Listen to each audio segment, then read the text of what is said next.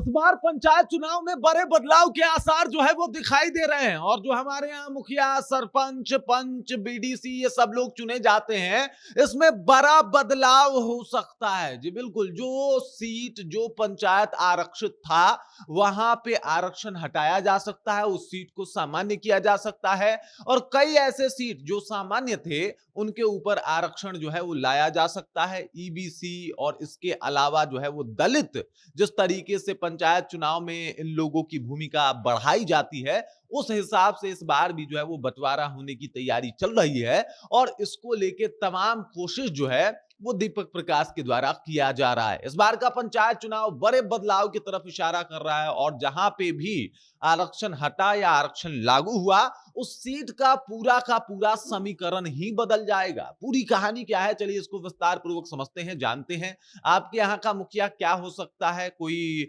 पिछड़ा जाति से हो सकता है, अति पिछड़ा से हो सकता है, दलित से हो सकता है या फिर आपकी सीट सामान्य ही रहेगी। इसको भी समझने की कोशिश करेंगे, लेकिन उससे पहले मेरा परिचय जान लीजिए। मेरा नाम है रजत और आप जनता जंक्शन देख रहे हैं। आपको बता दूं कि ये वीडियो प्रायोजित है अटलांटिस अस्पताल के द्वारा। यह अस्पताल पटना का सबसे बेहतरीन अस्पताल है उन मिडिल क्लास लोगों के लिए जिनके पास पैसे कम हैं। यहाँ पे कैंसर से लेकर सब असाध्य रोगों का इलाज होता है। यहाँ हर प्रकार की सर्जरी उपलब्ध है।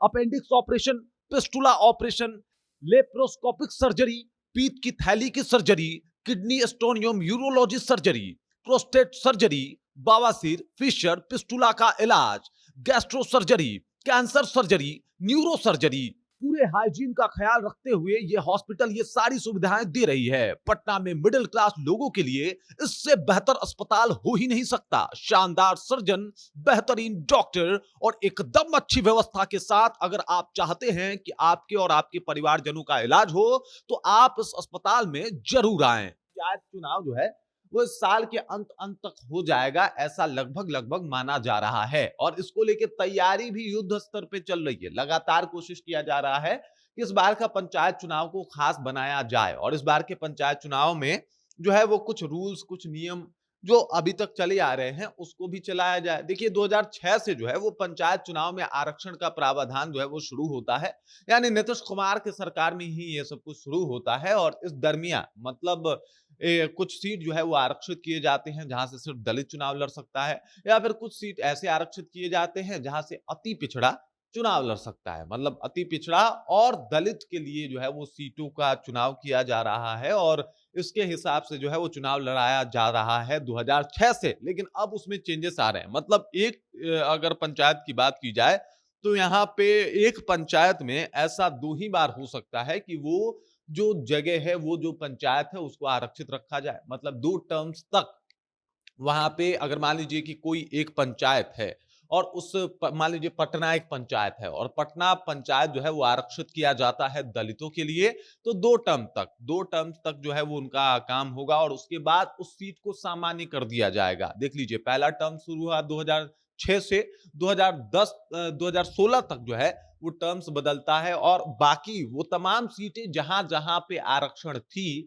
उन सीटों को सामान्य कर दिया गया और उसके बाद फिर से दूसरा टर्म शुरू हुआ 2016 से 2021 तक और 2016 से 2021 तक का टर्म भी खत्म हो चुका है। तो अब उन तमाम सीटों को जो है वो सामान्य कर दिया जाएगा जो सीटें पहले आरक्षित थी।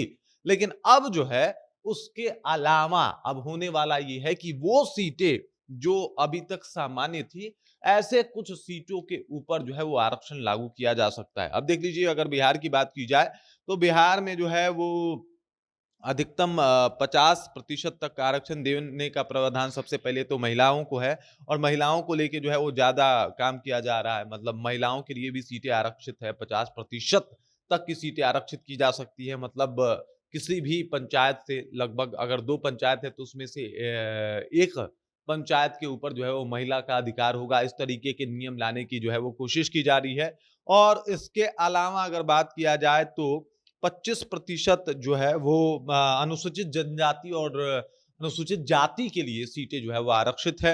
इसके अलावा 20% जो है वो अत्यंत पिछड़ा वर्ग के लिए सीटें आरक्षित जो है वो इस बार भी होने वाली है और इस तरीके से कुछ ही सीट बचेंगे जहां पे सामान्य तौर पे चुनाव होगा। मतलब वो सीटें जहां पे पहले 10 सालों से आरक्षण जो है वो चल रहा है उन जगहों को जो है वो सामान्य कर दिया जाएगा और अब वहां से कोई भी चुनाव लड़ सकता है। आपने देखा होगा कि पंचायत चुनाव में भी काफी खेल होता हुआ दिखाई देता है। जब कोई सीटें आरक्षित होती है तो उस सीट के ऊपर जो वहां का पूर्व मुखिया होता है या कोई बाहुबली या कोई पावरफुल व्यक्ति होता है, वो अपना कैंडिडेट किसी दलित में से भी चुन के उतार देता है। ऐसे कई दफा देखने को मिला है। लेकिन सरकार का मकसद ही था कि दलितों को, अत्यंत पिछड़ा को थोड़ा बल मिले, वो भी राजनीतिक तौर पे अपनी हिस्सेदारी और भागीदारी जो है वो साबित करे, और इसी वजह से सीटों को आरक्षित किया गया था 2006 से, और अभी तक वो सिलसिलेवार ढंग से जारी है। तो आने वाला पंचायत चुनाव जो है वो कुछ इसी तरीके से होने वाला है। अगर आपकी सीट के ऊपर आरक्षण था 10 सालों से, तो वो आरक्षित सीटें जो है वो समाप्त कर दी जाएगी और उस सीट को सामान्य बना दिया जाएगा, और इस तरीके की तैयारी चल रही है। इसके अलावा ईवीएम से सभी वोटिंग होंगे, इसकी तैयारी पहले ही कर ली गई है। इस चुनाव में कोई धांधली नहीं होगा, इसको लेके विशेष तौर पे तैयारी की जा रही है, और तमाम तरीके से कोशिश किया जा रहा है कि इस पंचायत चुनाव में भी मतलब बेहतर ढंग से वोटिंग कराया जाए। एक और सवाल था कि क्या इस बार जो है वो पंचायत चुनाव में जो दल हैं, यानी जो राष्ट्रीय लेवल की पार्टी हैं, राजकीय लेवल की पार्टी हैं, क्या वो भी कूदने वाली हैं?